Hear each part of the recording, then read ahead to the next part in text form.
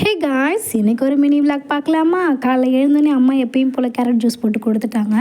Morning பிரேக்ஃபாஸ்ட்டுக்கு என்ன பண்ணுறதுன்னு தெரில. அப்புறம் தோசை சுட்டு சாப்பிட்டோம். சாப்பிட்டு முடிச்சோன்னே எங்கள் அக்கா வந்து கேட்டால், உனக்கு என்ன வேணும் நீ கேளு, நான் சமைச்சு தரேன் அப்படின்ற மாதிரி கேட்டதுனால, எனக்கு பன்னீர் ரொம்ப பிடிக்கும் அப்படின்னால பன்னீர் மட்டும் வாங்கிட்டு வா, நான் சமைச்சு தரேன், பன்னீர் பட்டர் மசாலா அப்படின்னு சொன்னாங்க. சரி, பன்னீர் மட்டும் வாங்கிட்டு வந்தேன். அப்புறம் வந்து பார்த்திங்கன்னா அவன் வந்து குரங்குத்தில் பல வித்தைகளை காமிச்சிட்டு இருந்தா.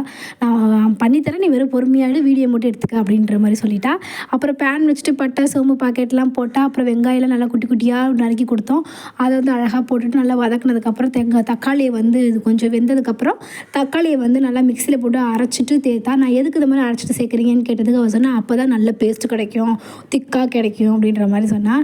அது நல்லா பிரிஞ்சு எண்ணெயெல்லாம் பிரிஞ்சு அது வெந்ததுக்கப்புறம் பார்த்திங்கன்னா வீட்டில் இருக்கிற மசாலாத்தூள், எந்த மசாலாத்தூள் இருந்தாலும் பரவாயில்ல, அது சேர்த்து நீங்கள் வந்து நல்லா கிண்டினீங்கன்னா அந்த மசாலாவோட ஸ்மெல்லு வெந்ததுக்கப்புறம் நல்லா ஒரு இது கன்ஸ்டன்ட் ஏதோ ஒரு க்ரீம் மில்க்குன்னு சொன்னால். ஸோ அந்த மில்க் வந்து சேர்த்தா.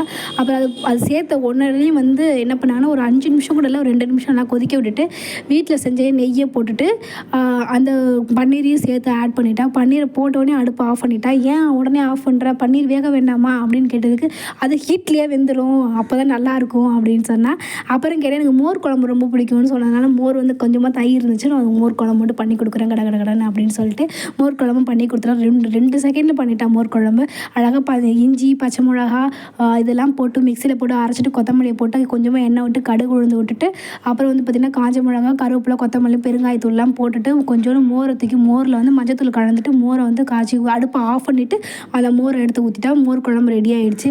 இந்த மாதிரி உங்கள் அக்கா என்னைக்காவது ஒரு நாள் வீட்டுக்கு வந்தாங்கன்னா உங்களுக்கு என்ன சமைச்சு கொடுப்பாங்க அப்படின்றத கீழே மறக்காமல் கமெண்ட் பண்ணுங்கள்.